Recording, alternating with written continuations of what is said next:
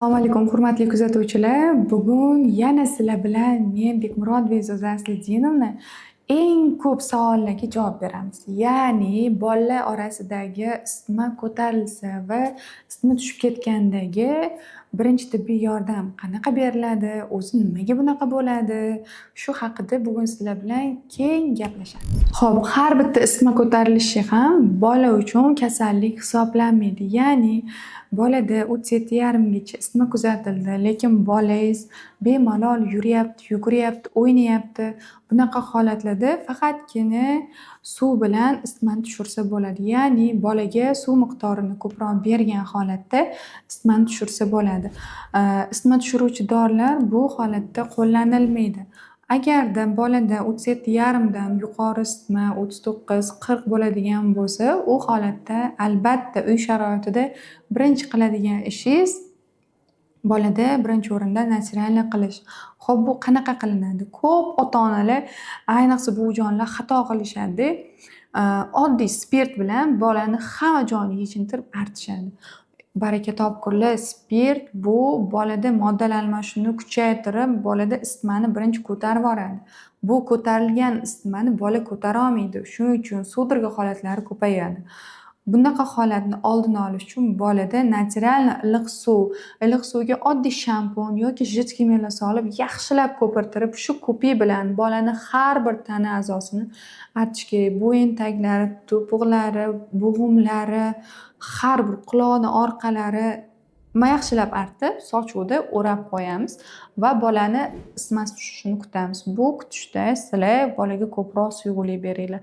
Agar shunda ham bolani isitmasi 38gacha tusha olsanglar, keyin isitma tushiruvchi dorilar ibuklin, ibuprofen bergani to'g'ri hisoblanadi. Agarda bolangizda ichib ketish sababi bilan isitma bo'layotgan bo'lsa, bolada shamchalarni, ya'ni svechalarni qo'llash kerak emas. Bu holat bolani holatini yanada og'irlashtiradi, ichib ketish holatini yanada ko'paytiradi. Har bitta bolada isitmani sababi bor. Yo virusli, yo bakterialniy sabab bolada ichib ketadi. Shu sababi bilmagunizcha isitma chiqaveradi. Siz faqatgina isitma tushiruvchi dorilarni berib, u sababni yo'q qilyapsiz xolos, belgini yo'q qilyapsiz. Bu yoqdagi asl sababni yo'q qilayotganingiz yo'q-da. Ana endi isitma tushib ketish, qachon isitma tushib ketadi? Bolada mana shunaqa vaziyatda bolada qayta 2-3 kun isitma qilyapti. Bolani vrachga olib bormayapsiz, sababini topa olmayapsiz. Isitma qilyapti yoki antibiotik boshladingiz, ta'sir qilmayapti. Antibiotikka chuvствительность bor organizmda to'g'ri davo qilinmayapti, isitma chiqish davom etyapti va siz qayta ko'p ota-onalarda, onajonlarda qo'rqqan sabab bilan har safar dozasini u ilmiy isbotlangan narsa ko'paytirish, dorini dozasini ko'paytirish, u bola uchun qo'rqqandan ham kuzatiladi, ko'p miqdorda berish. Shu sababli bolada to'g'ri davoga bo'lgandan keyin bola isitmasi tushib ketish holatlari juda ham ko'p uchraydi. Bunaqa holatlarda aynan keladi ham ota-onalar isitma tushib ketayotganini bilmaydi, sababini yo'q. Isitma tushib ketyapti deb hamma ota-ona ham kelmaydi. Sababi kechqurun ko'p terlayapti mani bolam, shunaqa yo spray sepgandim yoki mana dorilaringizni berdim-ku, hammasini oldik, yaxshi bo'ldi, isitmasi tushdi, lekin ko'p terlash qolmayapti. Uxlaganda ko'p terlayapti deyaveradi. Rostdan ko'p terlaydi. Chunki metabolizm buzilib bo'ldi bu bolada.